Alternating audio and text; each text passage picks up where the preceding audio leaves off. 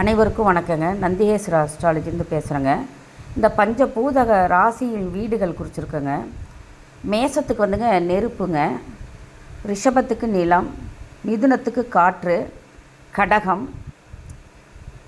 சிம்மம், கன்னி, துலாம், விருச்சகம், தனுசு, மகரம், கும்பம், மீனங்க.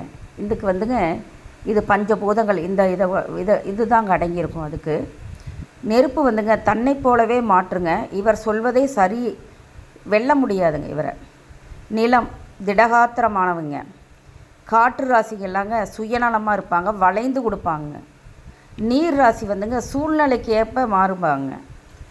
இந்த ராசிகளின் தன்மைகள் இதாங்க, ஒத்து தான் போகும். நீங்கள் கவனித்து பாருங்கள். என் செல் நம்பர் கொடுத்துருக்கேன். ஆன்லைன் ஜோதிடம் பார்க்கப்படுங்க. நன்றி. சுபங்க.